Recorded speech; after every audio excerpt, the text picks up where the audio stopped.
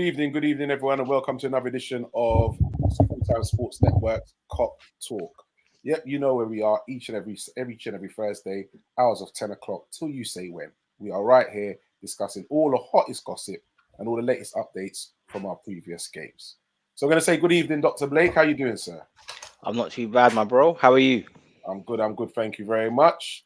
Mr. R&B is in the building. Good evening. See, I'm actually early today. Yeah, listen, I didn't want to say nothing. You know what I mean? I'm like, no. Yeah, man. It's been noted. Yeah, man. Trust me. I'm definitely making note, bro, because 1 time out of 49 is not bad. You know what I mean? I must say, 1 out of 49 is not bad. Yes. Okay. So I suppose we're going to have to start off with that hottest topic right now. And is Mo Salah going to trade in Liverpool for Saudi Arabia? I think they're offering him something like 350 bags a day compared to the 350 bags a week he's getting at Liverpool. So is he going to go? And if you're Mo Salah, would you go? Yes. Wow. You know what? I mean, you. Thank you very much, Mr. B, for that. Mr. B says he's gone. Yeah, we know you just want him to go because of how he destroys Man United. We know that, mate. Don't worry. But you know what happens with Liverpool? That's the thing. You can wish that, but we always replace, man. We always replace, bro. And so we're not worried. And you know that's the key. There's like no one bigger than any club. You know, if it's Liverpool, United, City, and how I see it is a lot. Well, I'd say the majority of these footballers look at football as a job. We look at it as pure entertainment, and again, we can kind of debate. We can have our own opinions. But these footballers are there every single day. You know, they are priming their bodies for probably one of the most stressful things you could possibly do. And they sacrifice a lot as well. And again, you know, touch wood, it doesn't happen to any like professional, but next week or even tomorrow, Mo Salah may break a leg in training, like he may do his ankle. I'm not saying that it's going to be short of money anyway, but you have to maximize your kind of brand in your prime. And we're now in this kind of crazy situation, this kind of crazy financial bubble where, you know, like a club's looking to pay crazy amounts of money for you. I would definitely take that deal. You know, you are now looking at legacy money. You are now looking at money that can potentially help other small countries, or this, and I'm not saying Salah's going to do that with his money, but now he can now has that financial power to do that if he kind of wants to.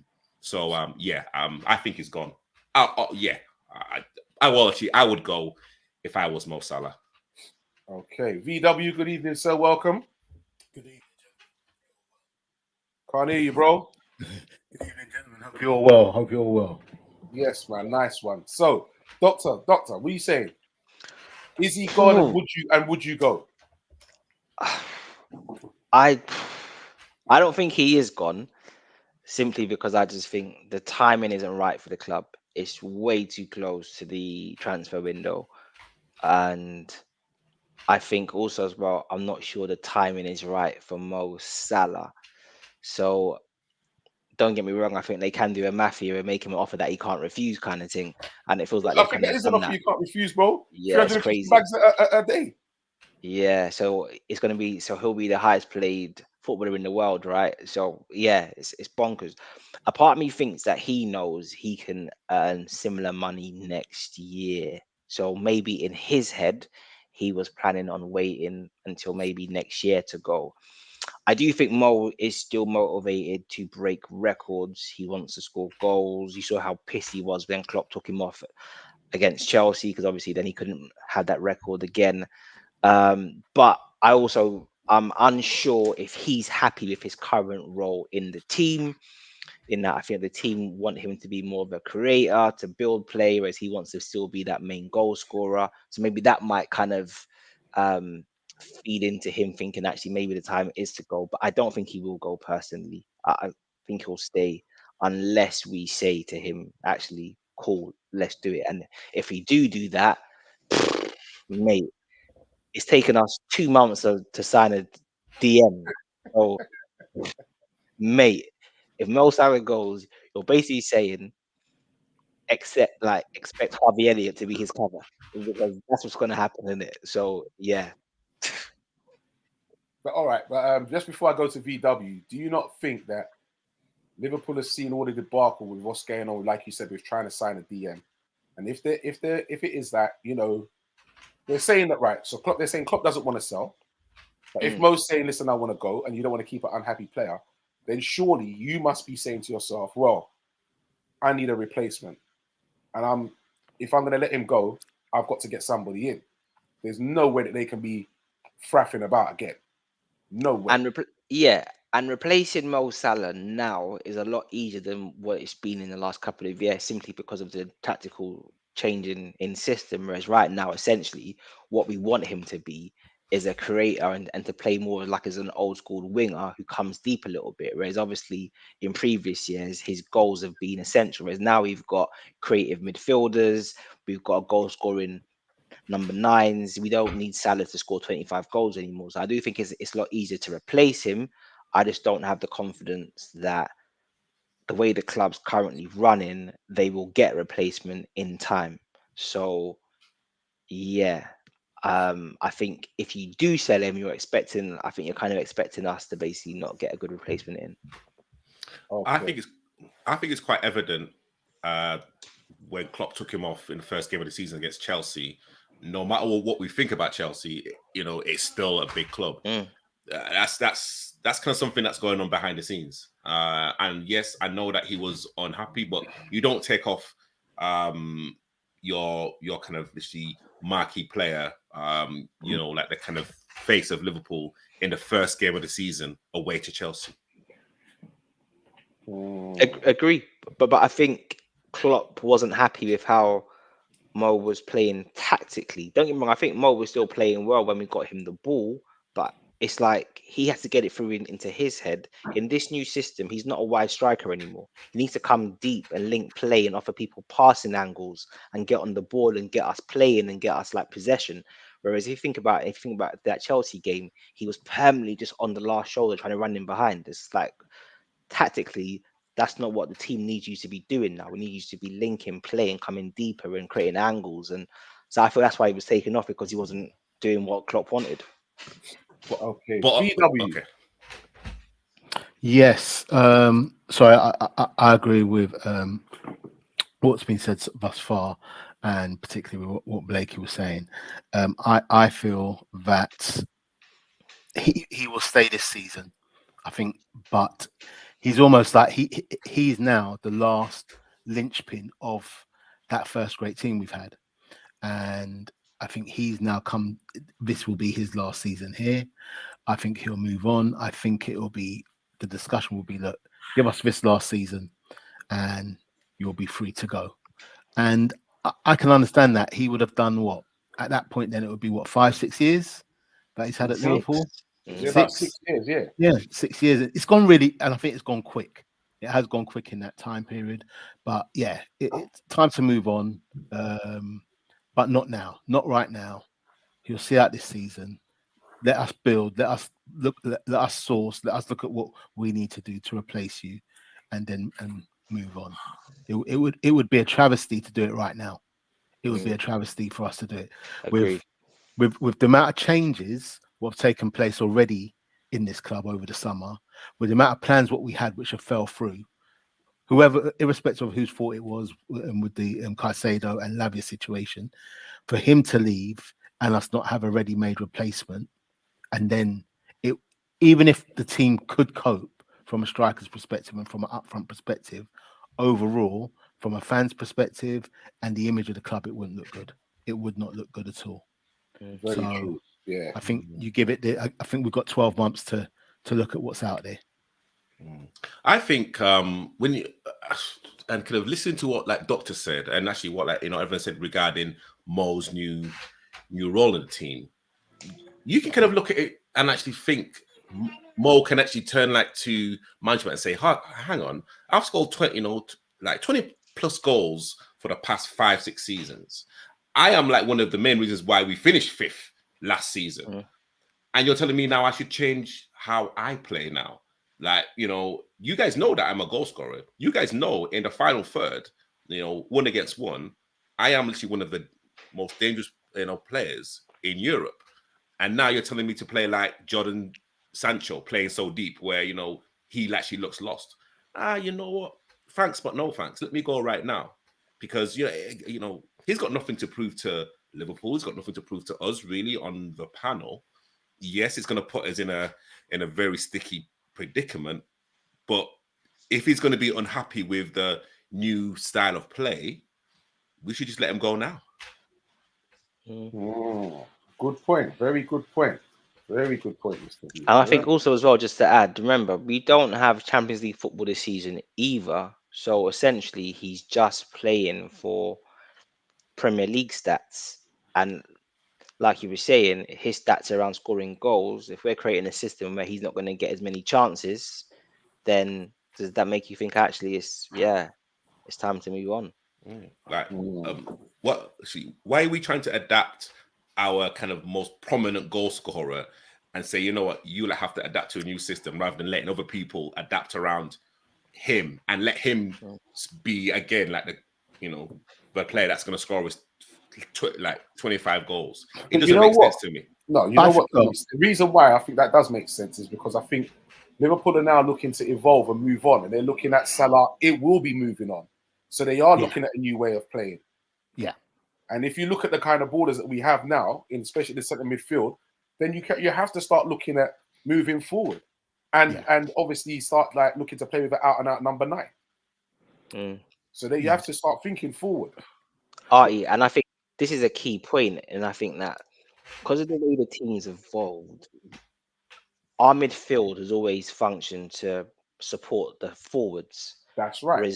Whereas now we've got midfielders who need the forwards to be facilitating them a little bit, because Szoboszlai is too good to be doing Mo Salah's running. If he can reach his peak level and be on some kind of KDB shit, then you need my man basically having almost like center stage and the wide players helping him to do what he does. So I think the balance is changing, man. Our way of playing, and it became very exposed last year. It became very formulaic, and people seeing how they worked us out. We talked, we talked about it so much last year as well. We thought is it the fitness levels. We talked about the mental fatigue from the year before when they nearly won all 4 trophies, but also teams have worked us out. Teams were able to match us from the physicality aspect of it and the endurance aspect of it. So we're just at a point now, I think, that we need to evolve how we play. Mo has been a tremendous servant to us. The fact that we've got him in that the greatest Liverpool ever side, to me, says it all as to where we're at with where he's at. But it's now you've got to look to move forward, and to continue to be great, we've got to look at who we can bring in, replace, or change the way we work, change the way how we adapt and how we move forward. But it's got to change. I don't want to say sooner, but it's got to change within the next after he leaves. And I think this season is most probably the last season. Good evening, Nick Ford. Nice to have you on board, sir. Nick Ford says Mo's going nowhere. He'll be sold with our blessing next season. And he reckons that Ben Doak will more than likely be lined up as his replacement. Nah, he's not ready. He's not ready yet. Nah, I don't think he's ready yet. What about the boy from Napoli? Oshanimi? Oshamani. Striker. Yeah, but he plays more central than. He plays more central. Now, I guess it depends if you wanted to talk about it. Obviously, there's rumours about Chelsea inquiring over Darwin. What? Apparently Chelsea have inquired about Darwin. Apparently, I see it on the net. If that was true, that's got to be fake. They just bought a striker. Nunes David would have Washington. my blessing, bro. Put They on just your bought David Timberlands Washington. in West London. Go for it. And then yeah, Osserman. If we got Osserman, we are banging. We are banging. Okay. But I yeah, like Nunes though. I so don't do know what it I. is. I I like like him as well, but I just like him to like have a first touch and link up like with his teammates. That's what I'd really like to see. And listen, you can't be listen for a club like Liverpool who are so prudent with their spending. You can't be a 60. I'm thinking it's about 75 million pound now. You can't be a 75 million pound striker and be on the bench for Liverpool. This ain't Man U who waste money. Now this is Liverpool. 75 million pounds, and you are on the bench. We had all the excuses last year. He has to learn the language, yeah, because learning English is going to help you with your first touch. Apparently, and we had all this. We've had all the excuses. Still on the bench. 75 million pounds. Can't press properly. Can't control the ball. Excellent at running in behind and scoring goals. So if the team is orchestrated to like enable him to do that, perfect. But as it stands, he's like fifth choice. Fifth choice striker. Mm, He's fifth choice. Because if we had midfielders, Cody would be playing number 9 and not Jota. yeah. Yeah. Fifth choice. And you're 75 million pounds. Come on, man. The guy's a dud. Ooh. I won't call him a dud, but I mean, I think the jury's definitely out. Dud's harsh, you're right. Like he's not a dud. You're right. He's just not 75 million pounds. He can't be but fifth that's choice. not his fault. It's Wait, Klopp's but fault. Klopp's a dud. Klopp, the sporting director, is a dud. It's been proven now. you know, but again, going like on your premise regarding the change of philosophy and the change of playing style, if this is his okay, he's some second season. We're like 2 games in. We don't know what's kind of going on behind the scenes. Fair point. Does he have a lot to prove? I guess so. Yes.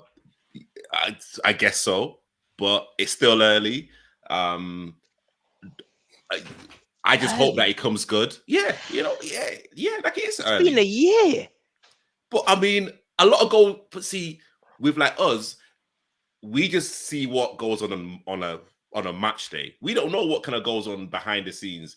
How like his, you know what I'm saying? And literally, I think us like fans are very quick to literally make a judgment. Like these kind of footballers are just human beings like you and I. And like we don't know really what goes on. So that's why I'm, and again, how old is he? 22? Is he 22, 23? Yeah. Yeah, so I do have faith, but yes, I kind of also believe that especially now with the style of play that you guys spoke about, which I totally agree, he kind of has to, for me, be hitting at least 10 to 15 goals in the Premiership alone. I'm not talking about in all comps, but I've got confidence. I'll be saying he was hitting about 15. 15. Yeah? That's a low bar, Jen. 15 goals. Minimum. That's minimum 15. I'm saying if Liverpool commit 85 million pounds to signing a goal scoring number 9 with a view of changing the team around to let this number 9 get chances, you need to be banging. Like you need to be like golden boot kind of levels. Like that's what it needs to be at. And realistically, he's not in the team right now because he can't press properly. A year in, and he still can't press properly. Good evening, Billy. Nice to have you on board, sir. He says, yep, it's a bit late today because he played a friendly.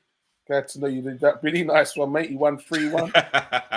Isn't that what Chelsea lost or something like that? Cave life. You're taking that in the friendlies, yeah? Cave life. Okay. Okay. McAllister's red card rescinded. Wrong or right? Without your Liverpool glasses on, gents. Wrong or right? Absolutely right decision. In my view, absolutely right decision. I haven't watched all the game yet completely, but from what I saw, I was like, nah, come on, man. You can't be getting sent off for that. So in my view, quite simply, yes, I'm glad it's been rescinded, and it obviously is the right decision if they've rescinded it. So Yeah. you know what I mean, Yeah. to me, it's a simple one, really. Yeah, I totally agree. And like sometimes, if it's an awful challenge when the opposition players surround the referee, and I don't think no one actually did that. And it was a late challenge, but I mean, straight red, nah. But it was definitely a yellow, definitely, but straight red, no. Yeah, agreed. Doctor. Yeah, I just think it's gone to like VAR haven't done what they're meant to do. So the fact that this panel have overturned the VAR decision as well, I think it kind of shows just how stupid the decision was. Like it's just never a red card, never a red card. And yeah, you know what I mean. Credit to the refereeing board or that independent panel. They've done the right thing, and thank God he's back on. He's back for Newcastle. Yeah, but then all right. So my thing is with this now. All right. So we got the right outcome in the end. But why do we have to still go through this when this could have been a thing now for another team where they ended up getting a man sent off and they ended up losing the game? You lost. You can't get those 3 points back, and this is an issue. So you're right. You've overturned it now, all fair and well, and yes, we got the win. But what if we'd lost the game because of that? So apparently, yeah. So apparently, this season, Howard Webb has apparently instructed the VARs to higher the bar for when they're likely to intervene when a ref's done something. So I think the VAR have made the decision that the ref's seen it and they're not going to get involved if that's right or wrong, or clearly it's wrong. But yeah, I agree with you. Like if you've got VAR in place, these things shouldn't be happening. But exactly, that's the whole point of VAR. Yeah, I agree. Yeah, I think. I mean, again, correct me if I'm wrong. So if it's a straight red, and someone upstairs says to the official, "Go on and have a look," I think you may change your mind. That actually could have happened on match day, right? Yeah, but it didn't. Yeah, exactly. It didn't. No. This is what I'm saying. Didn't even go and have a look or nothing. But I think if you watch the replay again, though, the ref doesn't give an instant red card in the sense of he doesn't just pull the card straight away. I think he waits about 10 seconds or so, or and then does it. So maybe the VAR, I'm not sure why I'm making excuses for them, but maybe they've seen it as the referees had a good enough look at this, and he's confident in his decisions, and therefore my instructions are, if he's confident, I'm not to overrule that. Oh, that's crap. That's crap. Sorry, that's rubbish. Crap. Because I don't care how confident you are with the crap you're doing. If I'm sitting there and I can see, I'm telling you, bro. Yeah, but I think you know what it is. It's all about the timing and the speed of how things are happening. We've got the privilege of watching something back and seeing it. But at the time when it happens, from when the tackle happened, and I'm not trying to defend the referee either, because like you say, I was upset as anyone else. But in terms of from when the tackle happened to when the referee makes that decision, how long did he have? And how much consultation is he having with those people around to say, yeah, actually, no, it's not a red, or actually, what are you thinking about giving? Is that conversation, is that dialogue happening? I don't believe it is to that extent. So yeah, I don't think it was. That's why, to be fair, that's why the panel does work in this situation, because we've appealed it and they've turned around and said, no, do you know what? No, the decision wasn't right at that time. The game's moving too quickly, I think, for us to be able to sit here and say every decision needs to be perfect. Still, it's still a human game. It still needs to be read. It's still being made. It's still with humans who are making decisions at that point and making a judgment call. I think he says we need to sack all officials in the Premier League. Just nothing but mistakes. Fed up of seeing the same clowns making nothing but errors. And you know, I mean, I totally agree. Like the game is a lot faster, and I think what kind of really that really kind of grinds me is that, you know, the Premier League is over. You know, it's a £1 billion industry now, probably more than that, and we are employing, you know, people like video referees that still don't necessarily know certain rules and kind of giving the benefit of the doubt. You know, it's still mind-boggling to me. Absolutely mind. Yes, I think if you can slow down anything and it looks crazy, 100%. But I mean, again, I wonder who's on the independent panel that that kind of overruled the red card. Then who's actually on this VAR, you know, match day box? You know, it's still mind-boggling to me. Then the VAR was also, I can't remember what the referee's name is, but it's somebody who we've got a checkered history with as well, who was doing the VAR. So then it's almost like, does that feed into him not then going against the referee? And I think, the VAR thing just needs to be clarified. They need clear guidelines as to when they get involved, so that there's just no discussion in it. Like, it's a clear process. So maybe there should be a process of, for any red card, they double check it. Like, there's clear things you can put in place to mitigate against that. Because you're right. If we were playing against a better team, like, it would have been problems.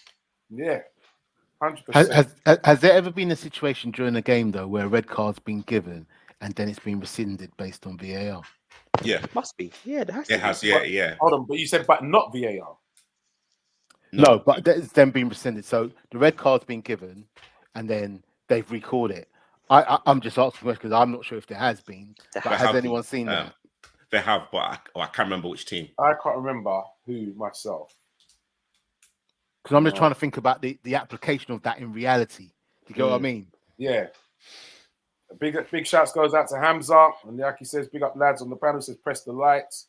Hit that subscribe button as well. Preds, he's on the panel today. Coming back late from training. Big shouts goes out to Preds. Billy saying, I think the issue is McAllister raised his foot, but Semi showed his studs, but so did the other player. And I think the ref saw the studs showing, whereas the actual players just clashed. Definitely a yellow. It's very nice of you for a Chelsea fan, right? Yeah, so my issue is, don't get me wrong, the ref clearly made the wrong decision, but I almost don't necessarily blame the ref, although it was a bad decision. I just think it's the VAR thing where I've got the biggest issue with, because it was like, do your job. The referee's made a mistake, as Vinny is saying. The game's moving at real time. The player does egg it on the floor. He's rolling around crying, and I guess you can, if you've seen it in real time, it can look worse than what it was. Cool. So referees made his mistake. That's fine. But I just think VAR, you've got the replays in it. It's not a hard thing to overturn. So for me, it's like it's a VAR thing. Like, if you're gonna have that, then do it properly. Okay, so my thing is this as well. So for these referees who are constantly making these mess ups, I think they need a bit more of a punishment than just being demoted to like the championship or something like that. I think they really need to realize that, boy, I can't be made. I need to be 100% sure before I give this. If I'm not 100% sure, then I can't give it. Yeah, and we see literally that's where VAR comes in, because even if the referee doesn't give it, VAR should say you should look at that incident again. And thank you very much. Thank you. Yeah. This is what I'm saying. But referees need to be held accountable, man, because you have to look at the effect that they can have on this thing. Remember, listen. Imagine this last game of the season, and you're playing to stay in the Prem, and then something goes wrong, and then you get relegated. Come on, man! And what the referee's going to? Oh, so next season, right? Your first game or first 2 games, you have to do the championship, and then you're back in the Premier again. But this team have to suffer for the whole season, and who knows if they're going to make it back up? The consequences could be too great. It doesn't outweigh what the punishment should be. I think, and again, like, I could be wrong. I think the new generation of referees and officials are not as taught. Or actually, I think the process is slightly easier than literally when it was Ewan and Rennie and and like the other old school refs, because again, there was like no VAR, so you had to get it right. It's exactly with spell check. You know, when we didn't have spell check, you had to make sure that your grammar was correct. But now with spell check, everyone's lazy with their grammar now. Good point. So you know, so literally, I think referees are almost like passengers in the game now. They are like just there just to be seen, and like, you know, literally now when it kind of comes to decisions, yes, they like may, you know, give a yellow or give a red or give a penalty or not, but now it's VAR that's now in control, because every time a penalty is given, everyone's waiting now until VAR says yes or no. Yeah. I still think like I think it's hard on the referee. I think the referee's got a hard job. Of course they are. Hard job, because you know it's different to maybe 20, 30 years ago, right? Where players now, there's a lot of gamesmanship. So they've got to try and manage that. They got is that guy pulling a fast one on me? Actually, I'm in a decision process now as to whether keeps on the pitch or send them on. But man's rolling around on the pitch. I've got 20 men coming at me with no respect for me as a referee, and they're all in my ear. I've got 10 men telling me, right, no, it wasn't this. I've got 10 men telling me, no, it was this, and they're all arguing with each other. Yeah, but that sorry, Ben, to cut you there. Stick a pin there. But that part's supposed to be cut out now. Anybody approaching the referee now gets a card. Yeah, but so he's not really got that no more, and they know this. You can't be doing that no more. Or even managers can't be going nuts on the sideline no more. They're getting booked and sent off. Mm. I still think the gamesmanship is there, which makes it hard for the referee. I think the referee's got the hardest job on that pitch at that time. Billy says that both parts are to blame. The referee needs to speak to VAR to have a look and judge it from there. You can't just afford to be chucking out red cards without actually looking properly. And then as to what you were saying, Doctor, Preds is saying the jokes is the ref in the VAR was the same fella who elbowed Robbo. So like you were saying. Yeah, this is what I'm saying. So you have to start thinking to yourself, is there more taking place, right? And wasn't that the same ref who sent Robbo off in the same game where Kane studied one of our players, but Kane got away with it? I remember Kane got away with it. Yeah, I'm sure it's the same ref. Yeah, like I'm trying to think who Kane studied. I think he might have actually studied Robbo. No, I don't think it was Robbo. I don't think it was Robbo. It was one of our midfielders, if I remember rightly. Maybe Hendo, to be fair. Yeah. But yeah. So, right, let's quickly, before we get into the actual game, Wataru, what are we saying, lads? We happy with that as a stopgap? We happy with that? How do you think he looked? Whoa. Silence is deafening. You know what? He's had more minutes than Arthur Melo anyway, so we can kind of definitely put that to bed. Listen, I mean, stop. I think I had more minutes than Arthur Melo on my Anfield tour. Wow. I'm telling you. Strange decision. Yeah, but you know what? How I see, I mean, like he's got the number 3 shirt, which is big. You know, that's a big shirt, you know. Yeah. So yeah, I mean, hey, like let's see what it does for the remainder of the season. I can't judge him yet. Okay. I like him. Yeah, I was gonna say. I like him, sorry, Vinny. I think he's a good player. Obviously, his age and his profile aren't what we're looking for. We're almost looking at it as, okay, cool. We've sold Fabinho, who at his best was one of the world's best in his role. Okay, last season, like he fell off a cliff, fair dues, but he's still a player with a certain amount of pedigree. And now it seems like we've replaced him with Endo, so the two just don't really match up. But I do think Endo is a good player. I guess it's whether or not we think he should be our starter and how that's going to play out. I think there's a high probability that we don't do anything else in the window, and Endo will be the main star. And I think fans will just have to swallow that. Yeah, I would agree. I think our purchases for the season for this window are done. That's it. He is unfortunately as good as a player as his reputation precedes. He's now got the stigma of he's not Caicedo and he's not Lavia. Yeah. So there's that cloud over him. So he is. It's just an anticlimax, isn't it? That's what it is, and it's always going to feel like that. So yeah, we've just got like Tabri said, we've just got to ride it out, see how he performs on the season. Even if he has a really, really good season, we're still going to be looking at okay, but he's not Caicedo, he's not Lavia.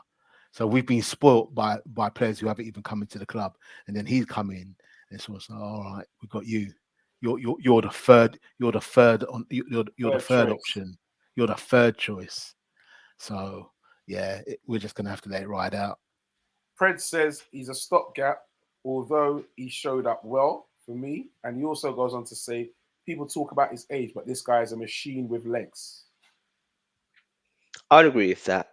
Like I think obviously he is 30, 10 and 31 soon, but his career minutes are quite low. I think he's played something like 12,000 minutes less than Fabs did. So yeah, he's a relatively young man from that perspective. So I see him maintaining his current level for probably at least another 3 years. It's whether or not we think his current level is good enough. But I think, just as a squad signing who can like inject some leadership, some qualities, some humility, work rate, passion. Yeah, great signing, not great, but very good signing for me. I was just hoping we would sign another DM as well. But if it doesn't happen, I guess the phrase is in Klopp we trust. But that was for Klopp the manager and not Klopp the sporting director. Klopp the sporting director needs to be sacked. But anyway, it is what it is. Billy Smith says Klopp is known for replacing players before selling, but he's made a mistake letting Hendo and Fabinho go in without cover, and hence why we've seen panic from the club. But I don't think he really had much of a choice with Hendo, and maybe Fabinho from that perspective. But it's just it's the fiasco of the Caicedo situation for me.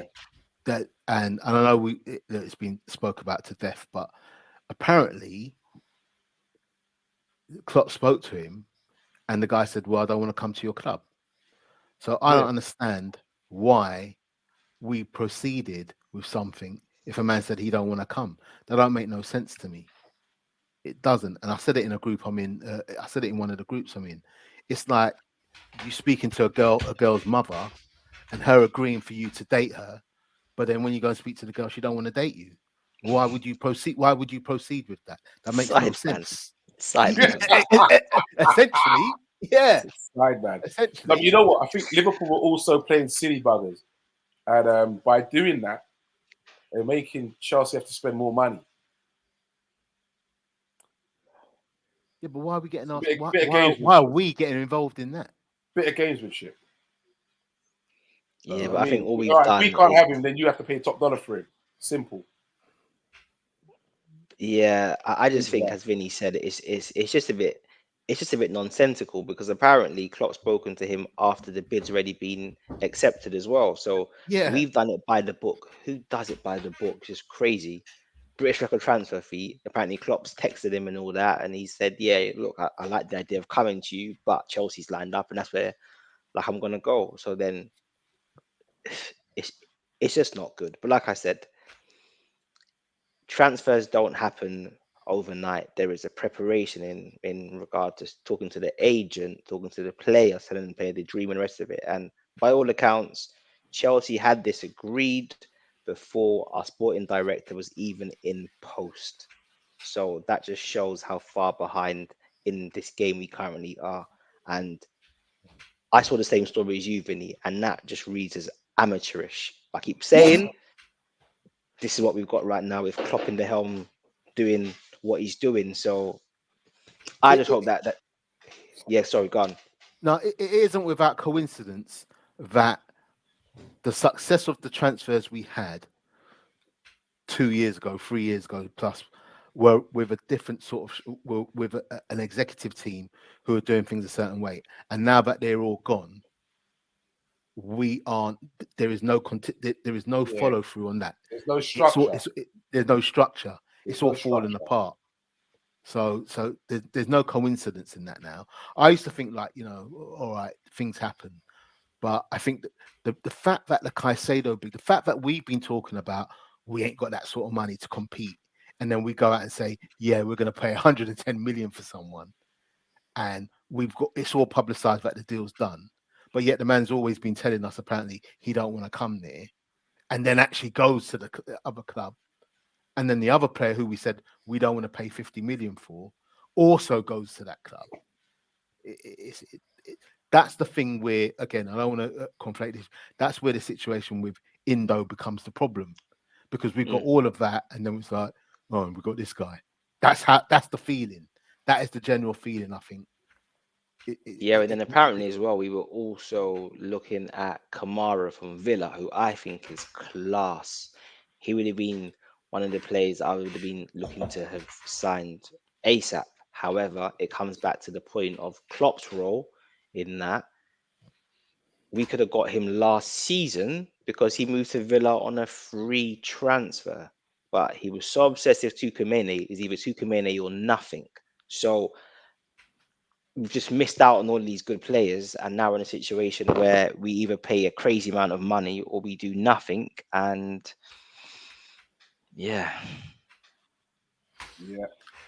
I'm still trying to. I'm just trying to visualize going out to a rave and seeing a girl, and then going and then go to the girl's house and asking the mum first before asking the girl. That's crazy. Imagine.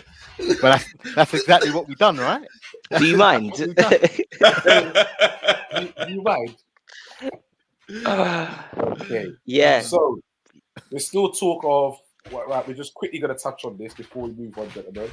There's still talk of us actually making a proper bid, a formal bid, and buying Andres, the Brazilian, and then giving him back a few days and then taking him in January. I think they're talking 35 million,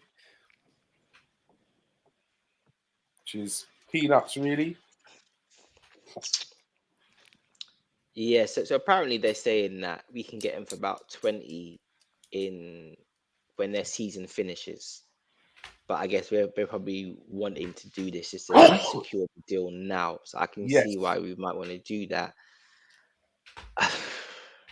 I guess the question, and so for me, Andre would have been, or Andre, he would have been what I would have seen as maybe like my backup for that role. Like, can also play an 8, has got more like his game is more similar to like Ginny maybe.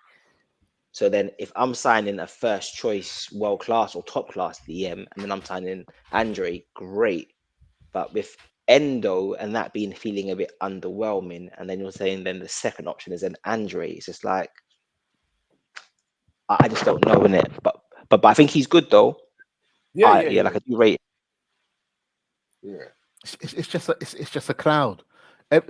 This is the thing. I think we need to kind of move on from all this transfer talk, because I don't mean for this group. I just mean generally, because we just need to get past this Caicedo, Lavia kind of cloud we're in, because we are in it. And like I said, any player who's talked about between now and the end, even January, it's always going to look like, yeah, but they're the players you're getting because you flopped majorly on the players who you really wanted. And that's just how it looks, and that's how it feels, to be honest with you. You know what it is? And let's be honest here. And again, I'm not talking down to like any professional player that plays at the elite level. But Caicedo's had one really good season with Brighton, or 1.5, let's say. Lavia, again, Southampton were like struggling regardless. We're not talking about a Jude Bellingham here. We're not talking about like world beaters that, So, exactly what you said, Vinny. Like, we shouldn't be hung up on these players. Like these players shouldn't make us feel down in the dumps. Like, I don't know, you know, why. Okay, cool. Everyone like knows what our issues are, and those players could have sorted out those issues, but you know, they're like they're nothing outstanding. Okay, like people are talking about, you know, triple figures, cool for Casado and £60 million for whatever. But again, like they've not, for me, proven anything in the, you know, in the Premiership for me to say these guys are world beaters. These like guys are X, Y, and Z. I think it's because for me, it was the way we we've had 2 seasons where we haven't really bought anyone for the midfield, and the midfield's always been talked about. We've got to get players in. So going to that scale of or that volume or that size of money showed a statement of intent, right? And it showed like, oh, we are going to do it. We do have this sort of money. We can put this money down. But it seems so amateurish in terms of how we flopped in those situations. If these players hadn't been in discussion, and it was the likes of Endo and Andre which had been spoken about, would it have been deemed underwhelming as why we're looking at these players? Yes, it would be. But you know what? It would also have been seen that Liverpool are accordingly cutting their cloth, like how they've been cutting their cloth for most of the time that we've been getting these sort of players and the kind of money we're spending. The fact that we then went from saying, and like you say, I get what you're saying, Tabriz, these players could just be, actually they've had a couple of good seasons, but it was the statement of intent, the value of them, the value what they're at, and the fact we're saying we're going in for them, but actually we've not delivered on that. So now, like I say, we're just now going back to actually what are the crumbs? It looks like what are the crumbs? What are the crumbs we're picking from? Think about it like this: who agrees a record transfer fee and walks away empty-handed? Like it's not just we've just put down big money for him. We've agreed to break the British transfer record. It's a mad statement, and then you're walking home empty-handed.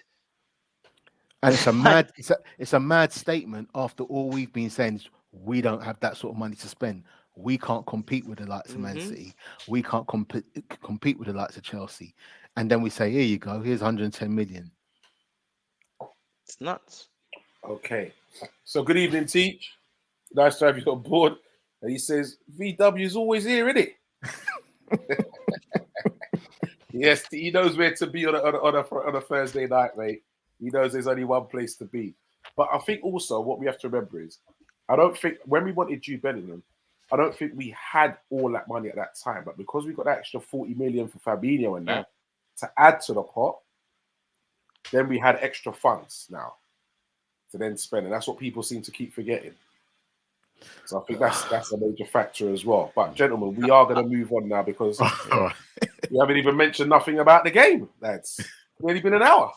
We haven't even spoken about the game. So, gentlemen, without telling me why at this present moment in time, I just want to hear your marks out of 10 for the performance this weekend against Bournemouth, first and foremost.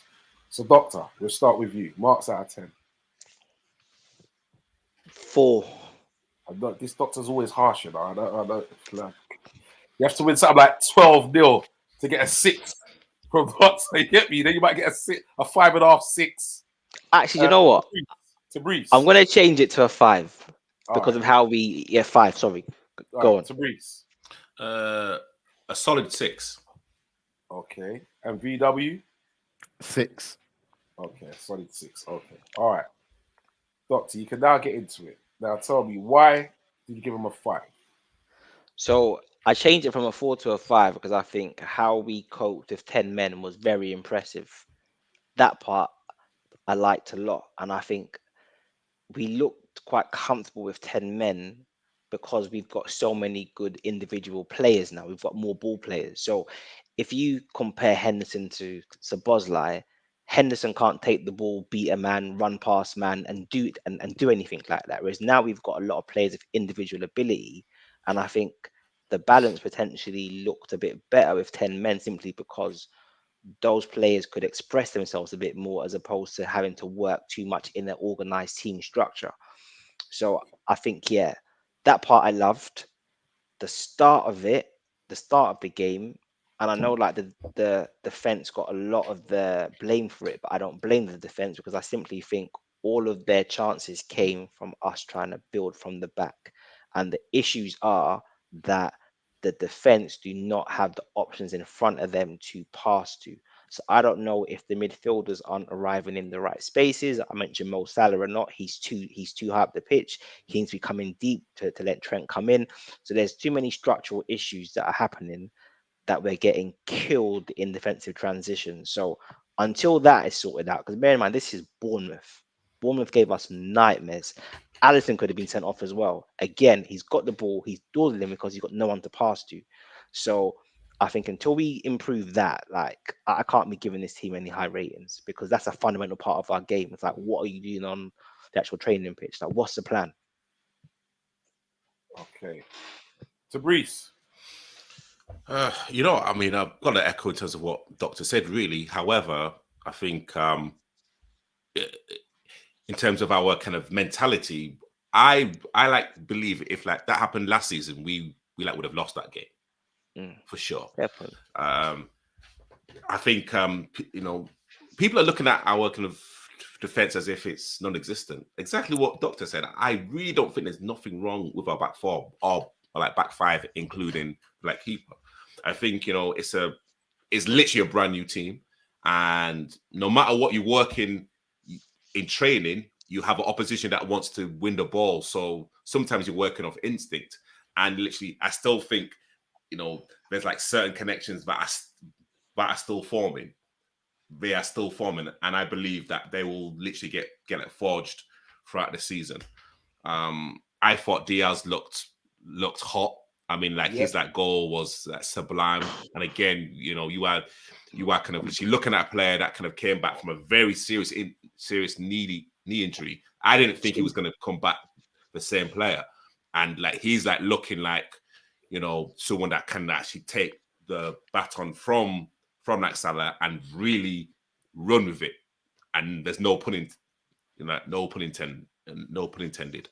I think Dominic played really well, and actually, what I kind of like about him now that he didn't do against Chelsea, he's now taking shots. He's now taking shots outside of the area now, and literally, trust me, he'll be scoring screamers sooner rather than later. And again, it's a work in progress, but again, it's a solid 6. Yes, we didn't play well for the first 10-15 minutes, but after that, I thought we were in control of the game. Okay, BW. Yeah, very much similar sentiment to what the gentleman has said. I just don't like the fact that the conceding of the goals. That is my concern, and it's the regularity of which we now concede, and it seems like we're conceding first. Do you know what I mean? And that does concern me. That does concern me because you say it happens against the wrong team. I think we've got problems on our hands. Yeah, if it happens against a Newcastle, we've got problems on our hands. Oh yes. Happens against a Villa, I think we've got problems on our hands. And I think to echo Vinny's point on that, I saw a stat basically saying that Allister this season has basically made 8 saves already this season. Wow. 4 of those 8 saves are considered big chances. It was basically where the strikers got, I think, a 50% chance of scoring the goal. Ederson for Man City has only saved 2 shots and hasn't conceded any big chances. So the fact that if you compare those stats, and I think I wouldn't say concern anything, but I think the outlier, and I think just to echo what everyone's saying, I think the individual players are playing very well. I think the centre backs are playing very well. I think Trent, okay, he's not been great, but he's been good. Robbo was much better. So I'm looking at it and I'm saying, if the individual performances are quite good, but the team is still conceding chances, this is a team issue. This is a structural issue. This is around coaching. And that's why I think I'm being a bit negative on the actual team performance, as opposed to maybe being a bit more, I guess, enthralled with what I'm seeing. I just think, everyone's playing quite well.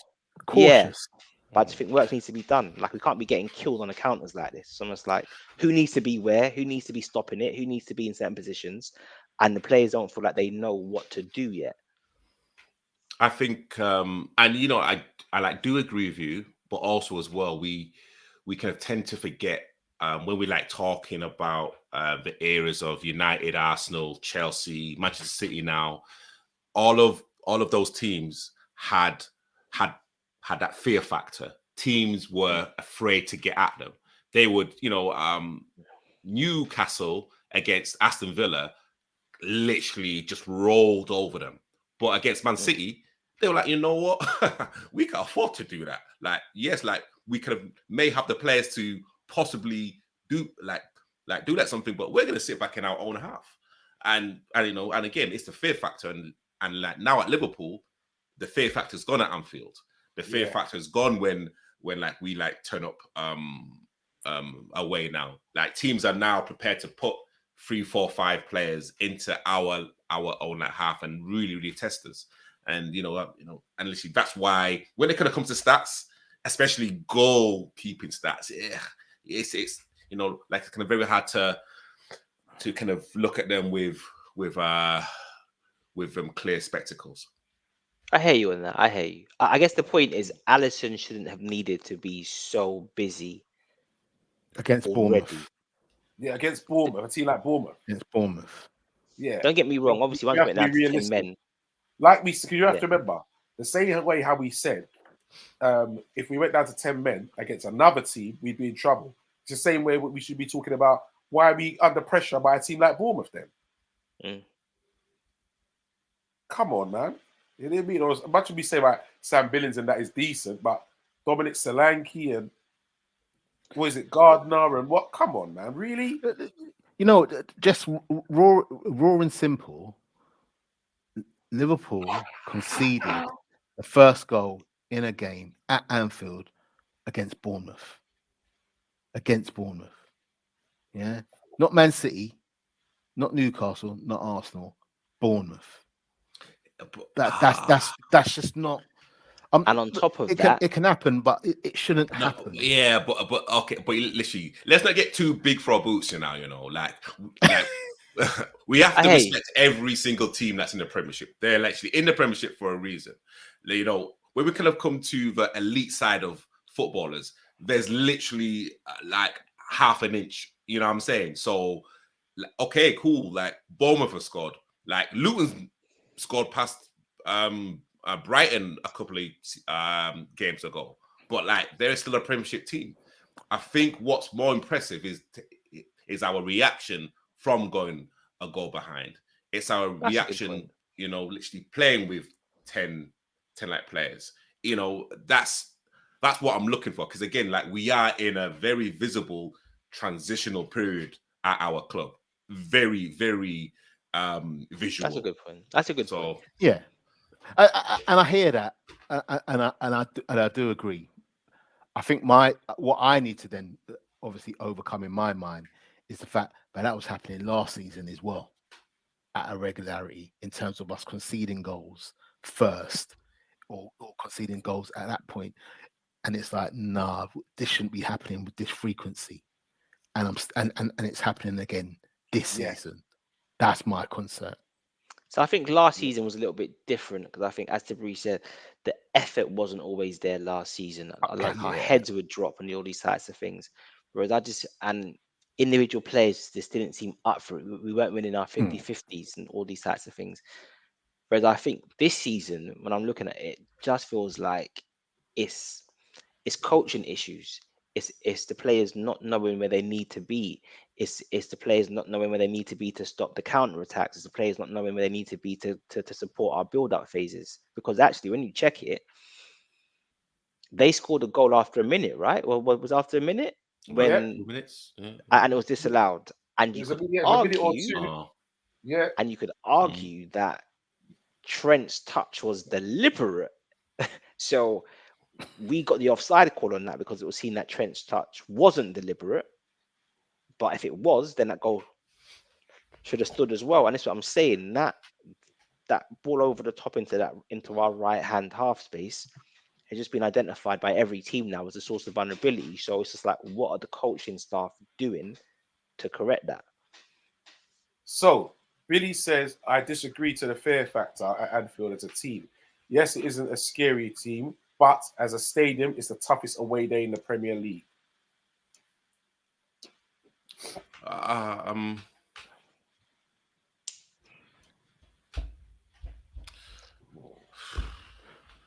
Yeah, but Bournemouth didn't think so.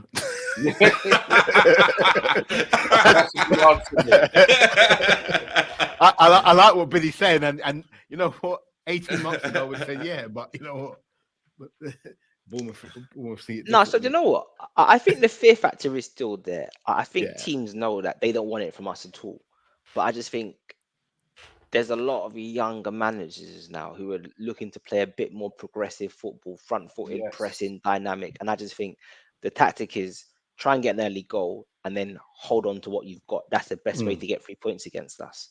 Yeah. So I still think there's a fear factor. I just think teams have just worked out that that's the easiest way to get 3 points rather than just sitting in for the whole game. but you must agree the fear factor from Bobby, Mane, and like Salah is completely different from the fear Oh factor yeah, that we're looking agree at with now. that. Yeah, You know yeah, what I yeah. mean? Like, you know, We have to build that it's, again. you know what I mean? And but you know what? Like, it's not about building it. Like, sometimes it only comes once in a generation. Like where you just have just like a squad of players, like the first 11, where you look across and you think, I'm not gonna get no change out of VVD. You've got Salah scoring crazy goals. You've got Mane that's gonna do all the hustle and bustle. You've got Bobby that's gonna, you know what I mean? Like, that's almost, you know what I mean? Like, that doesn't happen often. And Man City right now have that. There's no other team in the Premiership, possibly in Europe, maybe Real Madrid, possibly that literally have that. Oh my gosh, I'm just looking at superstars that can actually not only play football, that can also do the dirty work. And literally, I think what Doctor said in terms of winning your 50-50s, football can be very simple. A very simple winning your 50-50s, winning a header, like, you know what I'm saying, like doing like the dark arts of football. Those little things can just spark either the crowd, spark your teammates, can actually spark the manager, and Well, literally, you know what I to mean? read. So, as Billy says, we saw it last season with Arsenal. Xhaka gave it the big bollocks, and then fans went crazy, and the fans won them the point rather than the team winning it.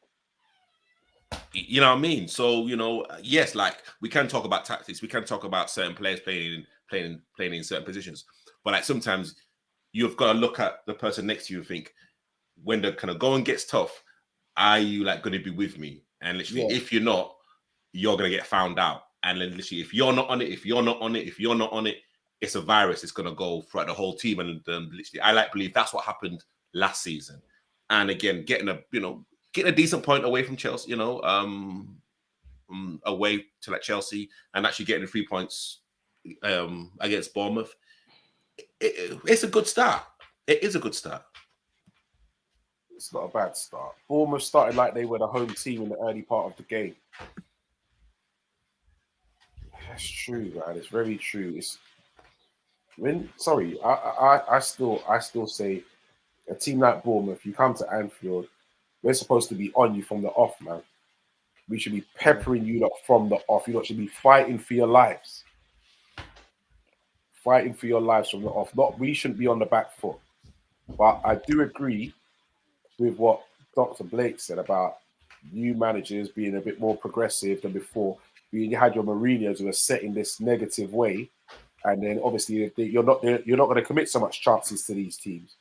But now these newer managers who are going to go say have a go, and they look at Liverpool as having a soft back line, so they're going to say have a go, put them under pressure. And I think these are where these things come from. But I think if we've got the right, like we said, CDM in place, this alleviates some of that for us. And I think that's what we have to get back to. And I think what will help with that now is, like we've said about having the borders that we have now, we will have more possession. So obviously the opposition then won't have as many chances to have, strikes on our goal and whatever. Because we'll have a lot more, we'll look after the ball a bit better, for me.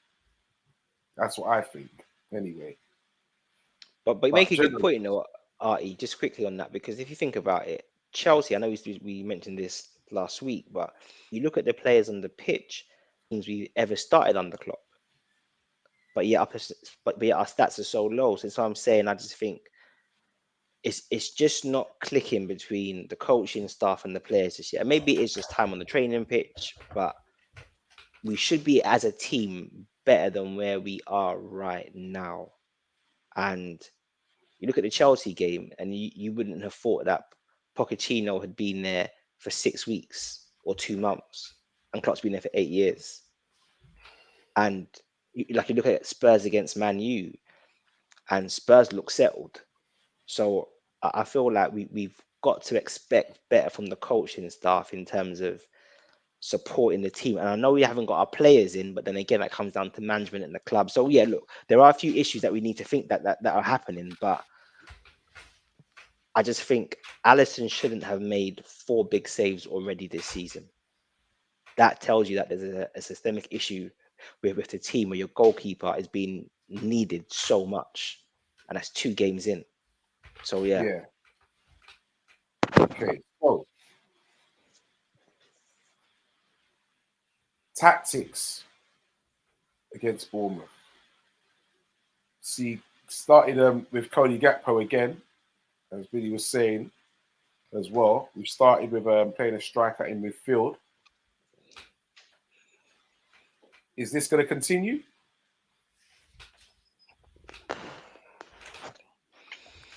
I hope not. But yeah, he actually didn't do a bad job. No, he didn't. But again, with no disrespect, it's Bournemouth. Yeah. You know what happens when we got in our first 5 games? We got Newcastle, we got Villa, right? No, man. That's what I'm saying. I don't want to sound like a negative Noreen or whatever, but the Caicedo Lavia cloud is there. It's there. Because now we're all kind of focused on if we had that player, this would look different. This would feel different. That's you know what I mean? That's what the Prince concern. Prince did say further back in the comments was to lift that and to get away from that Caicedo Lavia thing is win games. Win games, and that talk goes away. It's win games. Yeah. That's what we need to do. But do you know what it is? So I think Klopp likes Cody because Cody is so good tactically. I think you give Cody a tactical instruction and he just does it. That's as a number 9 left winger, intelligent player. number 8. He clearly doesn't have the physicality to compete in midfield like that. Yes, he's 6'2" or 3, but he doesn't really play to his size like that. But then I also think where he's been further exposed is, like you said, we don't have that DM in there to give that extra steal. But then equally, because we're struggling sometimes to get into our shape with possession, which would basically be the 3-2-2-2-3. In theory, if we're good in possession, Cody spends a lot more time playing as that number 8, number 10 hybrid. Whereas right now he's having to do a lot more defensive work because we're not staying in that shape for long enough. So I think there's a few things that have kind of exposed him a little bit, but I don't necessarily think it's his fault. And I actually think he's doing okay considering. I just think we're not helping him as much as what we could be doing as a team. Okay, so Billy says he doesn't think so that when Bajcetic is back, saying that he will dictate the defensive midfield position with McAllister and Szoboszlai in front, and Gakpo can then be a forward option again with Núñez, Diaz, and Salah. Teach is saying though, Endo is the man until we get anyone else. Our midfield entry room has a spark plug missing. It's misfiring.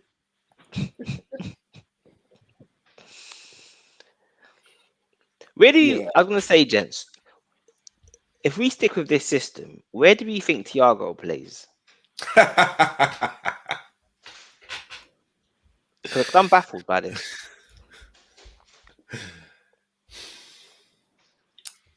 Good question. That's a very good question. You know, I totally forgot that he was even a Liverpool player. I totally forgot. I literally totally forgot.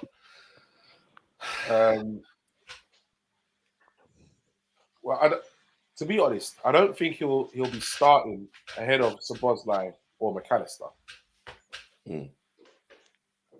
And I think if you do play him as that number 6, it needs to be a double pivot.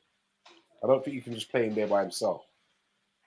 He don't get twisted. I know what he does love a tackle. He's very good at a tackle. He tackles very clean and that. I've seen that, but just the legs of getting around in that position to cover.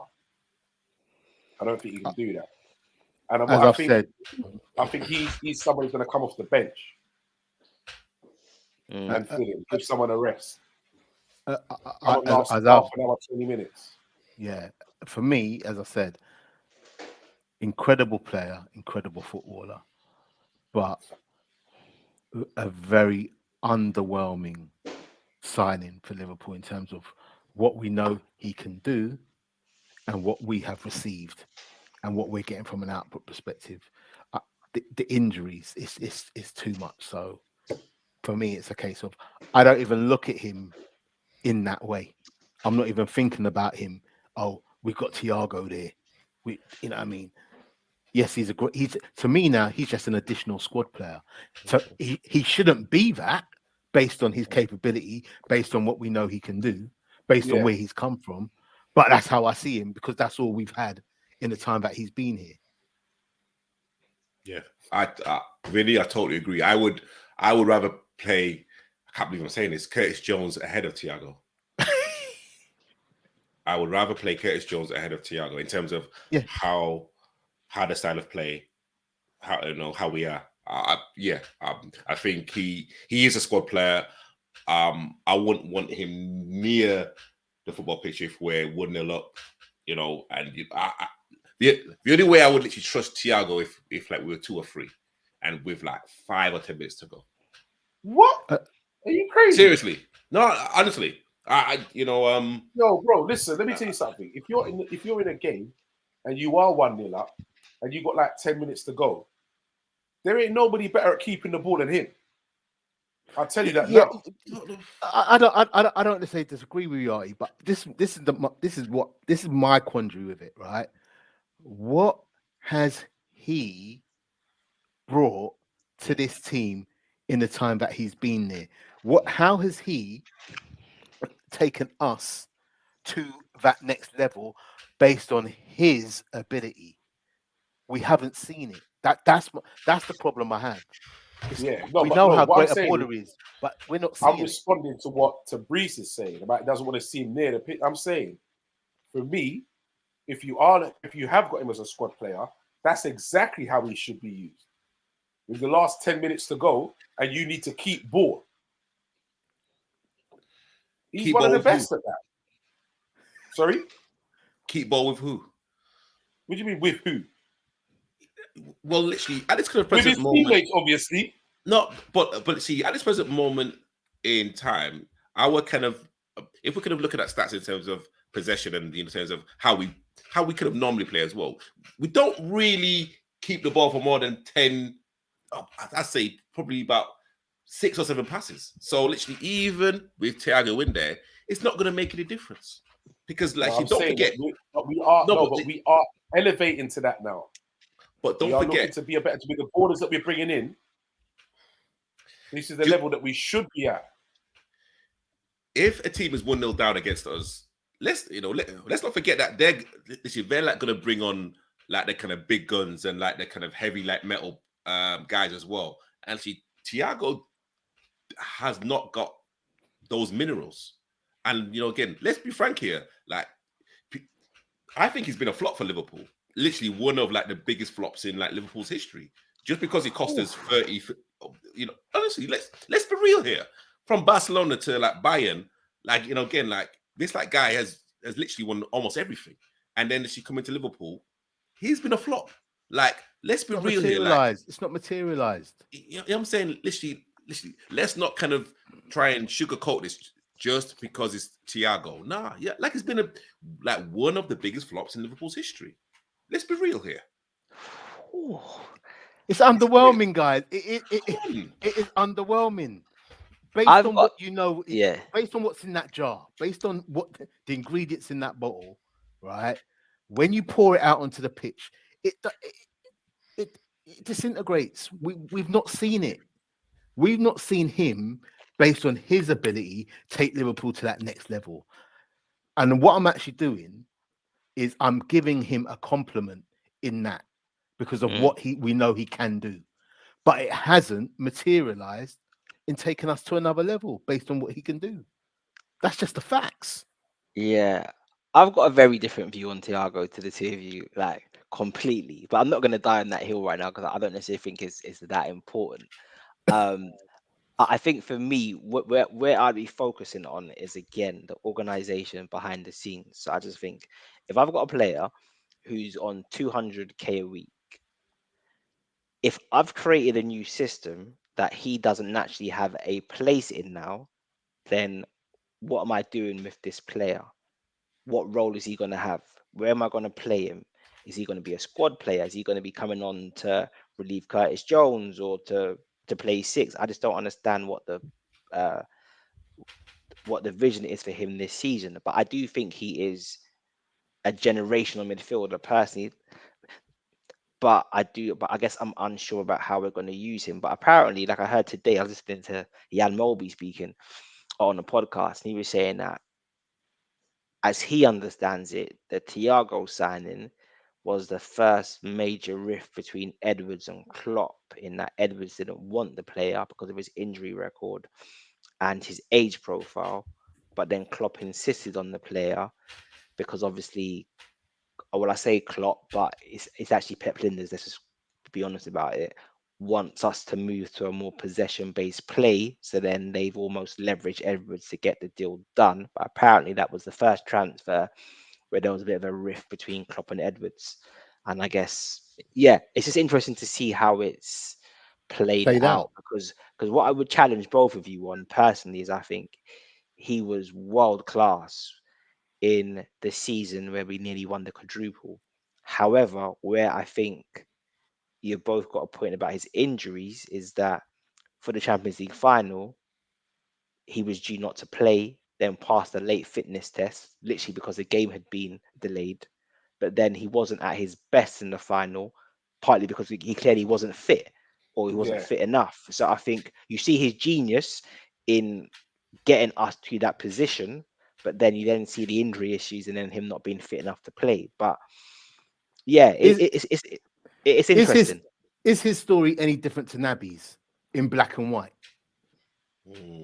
True, true. I think so I think because I he's better think than he had. he's better than Naby. Oh Oh no, yeah, yeah, that's not in question. But So in even terms of what Billy says that. I still think Thiago is a baller. He's somebody who can make the midfield flow cleanly. His touch is classy. His passes are class. Just his injuries. it is, I'm Yeah, not exactly. again. No one's disputing that. What we're saying, I guess, what me and Tabriz are saying. I don't want to speak for Tabriz, so apologies, but I will. But it's just not materialized.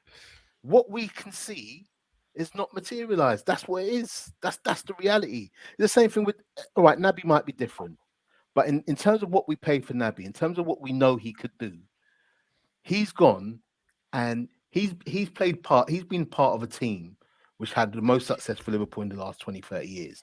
But I can't tell you anything significant in my mind what stays in terms of contribution he made. That's the reality. And Thiago, I'm not slate. Let me be clear. Maybe I'm very passionate about what I'm saying about him because I know how good he is and I know how brilliant he is. It just hasn't materialized, and I don't think we can say that any other way. It just hasn't. Yeah, it hasn't materialized consistently. For real. but You've I seen it, do the think it flashes and hasn't whatever. quite. Yes, sorry, Artie, go on, bro. Nah, just you've seen it in like drips and drabs, but it's not been consistent. And I think that's the major problem. So it's very frustrating because you know what he can do, you know what he's capable of.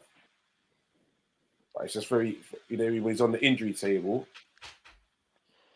it's just. I think for me, what I would say just to counter that a little bit is I don't think it's materialized because of the structure of the club in a sense that if you think about this is what his third season is this his Right, first probably season about so third season. Yeah, so his third. first season was as the Van Dijk injury than last season. So I think there's been structural issues in the team in recent seasons, which has meant that the team hasn't looked good. But I think his level has been quite consistent. I think he's been consistently quite good. In the quadruple season, at times he went Super Saiyan and was just on crud, like we saw the levels. But I think, yeah, in theory, he was a fundamental part of why we got to that Champions League final. He was a fundamental part as to why we challenged City and nearly won the league on the last day of the season. But I think if you think about where we lost both of those, it was in our defensive transitions in that first part of the season. That was nothing to do with Thiago, really. It's probably more Henderson. That's just a separate conversation. And then I think like in the Champions League final, he played good enough. He wasn't brilliant, but I think we'd had a passenger on the pitch, the captain again. But yeah, I do see Vinny's energy because I do think he's probably been one of the greatest players of this generation, and it hasn't worked out for us. But I wouldn't see him as a flop or don't have confidence there. I'm just more looking at it from a team perspective. Like, what's the plan? And if it is no plan, then get your money back. That would be very hard to do. I think Billy puts it very well as well. He says very different because Keita wasn't bought as being one of the best in the world at the time. Thiago is on another level compared to Keita. Agree their contributions are similar to Liverpool. Okay, so gentlemen, as we move on swiftly now. Man of the match. Szoboszlai. Okay, so Breeze. Yeah, it's either Dominic or Diaz. You know what? I've got to give it to Dominic, to be fair. Okay. VW. I'll go Diaz. Okay. So, next up, gentlemen. Next up, big game. With the Geordies, how do we see this one going?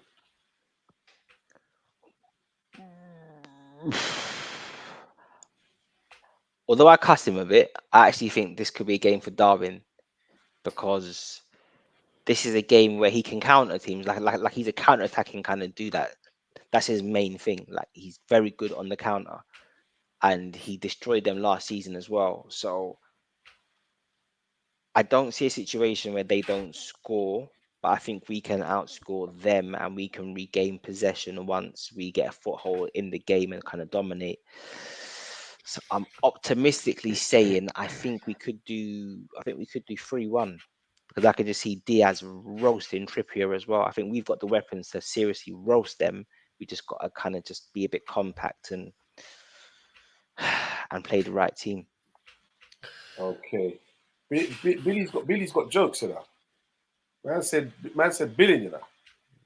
Let him joke, man. He's got jokes. Let him joke.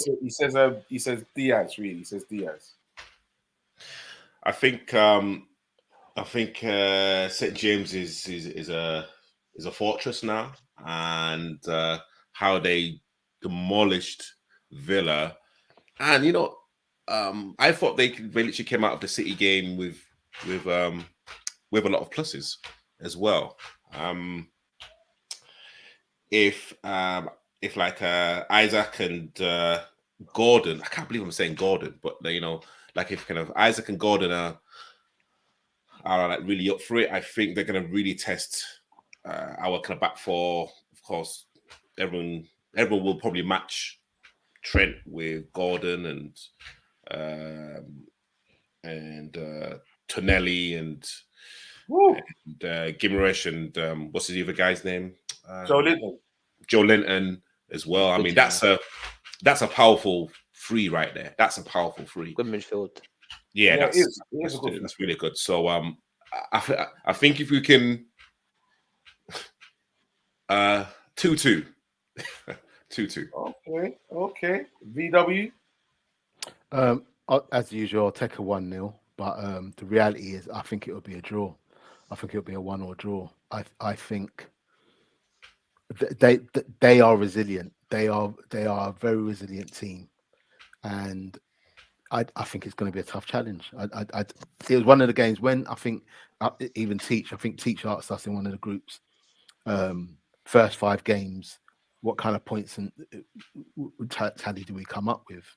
And I said that this would be one of the games that we draw with, and I'll stick with that. So I'm going 1-1. Okay. And Paul, good evening, Paul. He says we need to survive the first 15 to 20 minutes. Prince is saying 3-1 to LFC. By the way, you called it against Bournemouth. Yeah, you're not the only one, son. Don't worry. We need to watch the boy Isak. Yep, definitely have to watch that boy. I'm telling you. Billy, Newcastle will batter you. Newcastle midfield will batter yours. If I'm honest, it's just more about who takes their chances.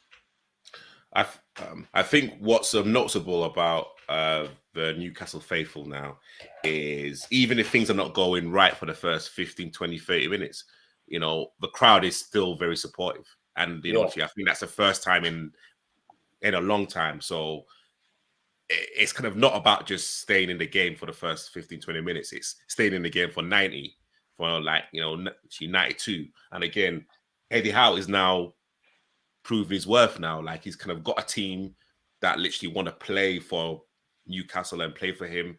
And it's going to be a very, very interesting battle because, it's, again, if we play like we did against Bournemouth in the first 10, 15 minutes, then Newcastle could be out of sight. Like, let's be real here. But yeah, I'll be very satisfied with a draw. Big Teachers game for them 4-1 to Liverpool. Saying VVD is back. He is. He reckons it's going to be 3-2 to Liverpool. Late winner by Salah. So, just quickly before we wrap this up, gentlemen, Doctor, you said this could be a game for Darwin. So, who do you drop? Jota. Okay. Even though Jota scored last week. I just don't think he's good enough on the ball. And I know Darwin's not exactly any better, but I'm almost banking on Darwin's strengths and running in behind because I think with Newcastle, they're a good defensive team, but they don't have what I'd call great defenders. They've got a couple of good defenders, but I don't think, if I think about what our defenders can do against theirs, I think Trippier's class, but I think Diaz can absolutely roast him. I think Darwin running in behind will roast Shah and Botman. Even like Botman's good, but I think Darwin's pace and power, and I just think they'll be forced to come out against us.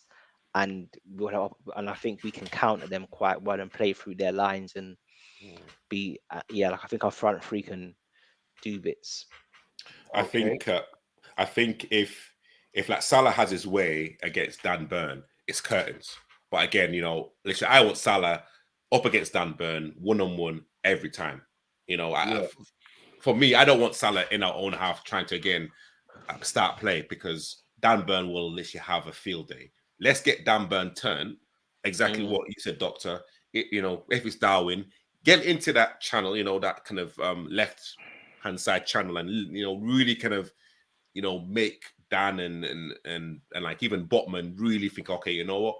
We have a game here. Because, like Newcastle are going to play with a kind of highlight tempo. That's literally what, Eddie Howe demands from them. So, you know what? We could have to play a lot more direct and literally concede a lot more possession, but again, as long as we get the points, I don't care. So, do we start Endo? Has to start. Has to. You can't play Mac 10, Cody, and Dominic at St James's Park. Not with the power in their team. Like, so if you're saying that, then so what happens to Gakpo? Because you're saying you're going to play, you'd rather play Darwin up front. So that means Gakpo has the whole bench.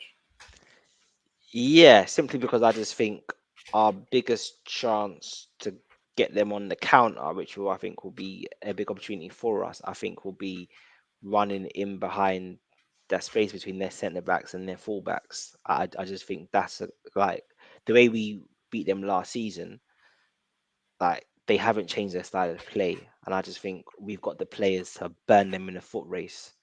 So yeah, for me, it's horses for courses, man. So VW, does Endo start for you? Yeah. Yeah. Oh, Throw him in the Lions then. Let's see. Let's see. You know, let's get over that. Let's get that cloud away now, isn't it? Put him in. Let's see what's going on. So Pred says Endo starts, Gakpo up top. Darwin is an impact player at the moment. See, I would do it the other way. I would start with Darwin, and if it isn't working out, then I'd bring Gakpo on, because I think Gakpo has a more finesse to maybe get something for us late if it's needed. I think Darwin coming into the game later, I think he's got to think too much in the game from a later point. So I'd rather start with putting the man Nunes. stupid then. Well, I wouldn't say that. Bro, he don't know what to do on the pitch, bro. He doesn't know what to do. You know when they say some people you don't give them a lot to think about. Yeah, You know what I mean? yeah. Bro, he's basically I think Devo, it's bro. one of them. He's basically a Riki. Like he just costs a lot more money. Okay, so we're definitely going for a Liverpool win. Some of us are saying it's going to be a draw. We will definitely be back to give you all the info on that next Thursday right here. Do remember, peoples, like, share, and subscribe. It's all about Kop Talk. Big shouts to all the full-time Sports Network family. You can catch them on various different days, but do remember, it's all about Thursday, 10 o'clock. Get that locked in your diary. So, from my panel, so they're going to say good evening and good night, Doctor. Thank you very much. Good night, Mr. R&B. Thank you very much. Can't believe he was here on time today. He's here early. Thank you very much. Shock. Wonders will never cease. Good night, VW. Thank you, gentlemen.